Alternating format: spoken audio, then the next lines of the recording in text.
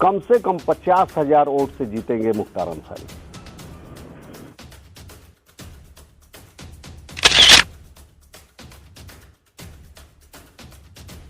Anti mafia मुहिम की राजनीतिक गैंगवार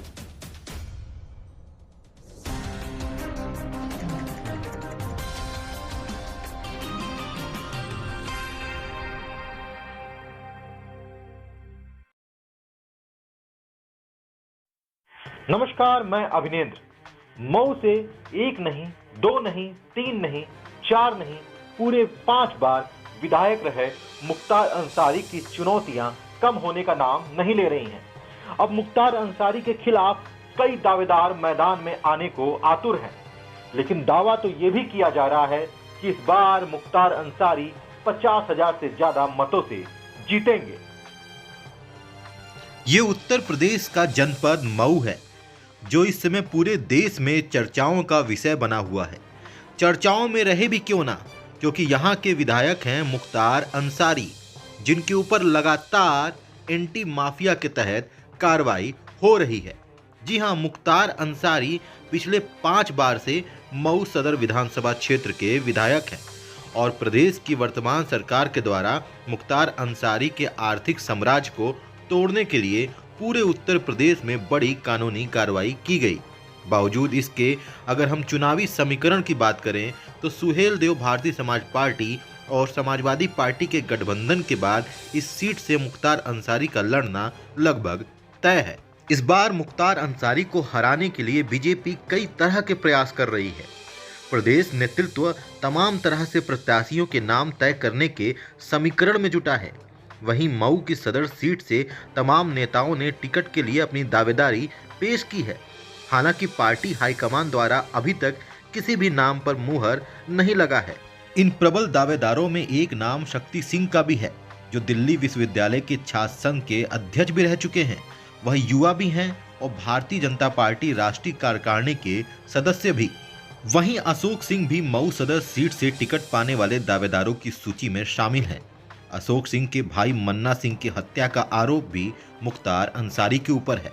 इसके अलावा गोरखपुर क्षेत्र के क्षेत्रीय मंत्री बजरंगी सिंह, मऊ के जिला अध्यक्ष प्रवीण गुप्ता, बीजेपी के जिला मंत्री सुनील यादव के साथ साथ अब कल्पनाथ राय की बहू सीता राय भी महिला प्रत्याशी के रूप में अपनी दावेदारी पेश कर रही हैं। वह भाजपा महिला मोर्चा की पूर्व प्रदेश उपाध्यक्ष भी रह चुकी हैं। मुख्तार अंसारी को लेकर एक नई खबर और आई है। मुख्तार अंसारी के खिलाफ मऊ के दक्षिणटोला थाने में गैंगस्टर एक्ट में मुकदमा दर्ज है। उस मुकदमे में सुनवाई चल रही है, जो मुख्तार अंसारी के लिए शायद राहत की खबर लेकर आ सकती है। खबरों के अनुसार मऊ सदर से विधायक मुख्तार अंसारी के वकील दरोगा सिंह ने बताया है कि मुख्तार अंसारी की तरफ से एक रीट याचिका उच्च न्यायालय में दी गई थी, जिसमें कहा गया है कि मुख्तार अंसारी 9 सितंबर 2011 से दक्षिणटोला थाने के गैंगस्टर मामले में जेल में निरुद्ध हैं, जबकि उक्त मामले में 10 साल की अधिकतम सजा होती है। उससे ज्यादा समय से आरोपी जेल में है। उनकी तरफ से यह कहा गया है कि उनके संवैधानिक अधिकारों का हनन है। इस बात पर उच्च न्यायालय की डबल बेंच ने अधीनस्थ अदालत में उक्त बातों का हवाला देकर आवेदन करने का सुझाव दिया और अदालत को निर्देश दिया कि आवेदन पर सुनवाई कर यदि बंदी के विशेषाधिकार का हनन हो रहा है तो उस पर उचित कार्रवाई करें और 6 सप्ताह के अंदर उक्त मुकदमे का निस्तारण करें। इन सब के बीच सबसे गंभीर सवाल ये है कि क्या चुनाव से पहले मुख्तार अंसारी को जमानत मिलेगी? क्या चुनाव से पहले मुख्तार अंसारी जेल से बाहर आएंगे? मुख्तार अंसारी के ऊपर एंटी माफिया के तहत बड़ी कार्रवाइयां हुई और केवल मुख्तार अंसारी के ऊपर ही नहीं, मुख्तार अंसारी के सहयोगियों के ऊपर भी कार्रवाई हुई है। उनके एक सहयोगी से जब हमने सवाल पूछा कि क्या वह मुख्तार अंसारी का चुनाव में साथ देंगे, तो सुनिए उन्होंने क्या कहा। अंसारी को लेकर लगातार चर्चाएं चल रही हैं, खबरें आ रही हैं कि मुख्तार अंसारी के ऊपर लगातार योगी सरकार ने कार्रवाई की है। यदि मुख्तार अंसारी चुनावी मैदान में उतरते हैं तो क्या आप मुख्तार अंसारी का प्रचार करेंगे? अगर सपा से संबंधित रहेंगे तो मैं जरूर करूंगा, सपा से संबंधित नहीं रहेंगे तो मैं नहीं करूंगा, क्योंकि मैं अब सपा ज्वाइन कर चुका हूं। दूसरी चीज आप जान लीजिए, आज के डेट में मुख्तार अंसारी का जो अभी विधानसभा आप लोग नहीं जानते हैं, वहाँ लोगों में बहुत ज़्यादा योगी के प्रति गुस्सा है और 50,000 वोट इस बार, कम से कम 50,000 वोट से जीतेंगे मुख्तार अंसारी। जी हां, ये गणेश दत्त मिश्र हैं। ये अपने आप को मुख्तार अंसारी का समर्थक तो बताते हैं, लेकिन सहयोगी नहीं। यहां पर ये कहते हुए नजर आ रहे हैं कि मुख्तार अंसारी यदि समाजवादी पार्टी से चुनाव लड़ेंगे तो ये उनका प्रचार जरूर करेंगे, अन्यथा नहीं करेंगे।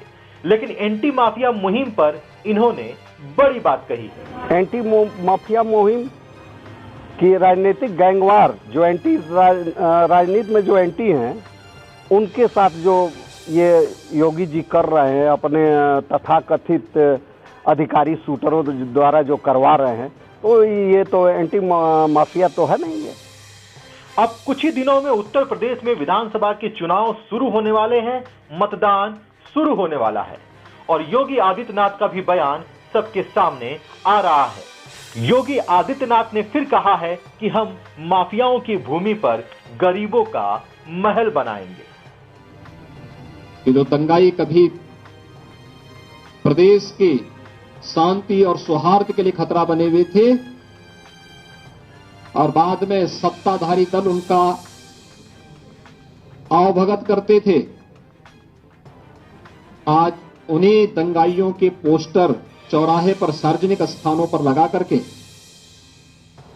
उन्हीं दंगाइयों के सार्वजनिक संपत्ति की वसूली की एक नजीर भी उत्तर प्रदेश ने प्रस्तुत की है, जो कानून व्यवस्था और शांति और सौहार्द के लिए देश के अंदर एक नजीर बनी।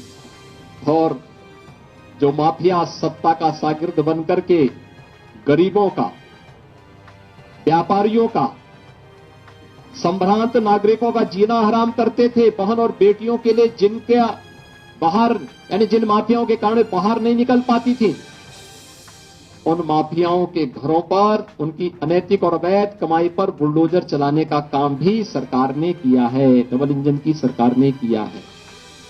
और इसलिए भाइयों बहनों, आज मैं इस बात को कह सकता हूं कि भारतीय जनता पार्टी की सरकार जो कहा था सो करके दिखाया। क्या भारतीय जनता पार्टी 2022 के इस चुनाव में एंटी माफिया मुहिम को भुना पाएगी? क्या एंटी माफिया मुहिम में लगातार कार्रवाई होने के बाद भी मुख्तार अंसारी एक बार फिर से चुनाव जीत पाएंगे? इन सब का फैसला करेगी जनता। देखते हैं आगामी विधानसभा चुनाव में क्या होता है। तब तक आप देखते रहिए एबीटी न्यूज। धन्यवाद।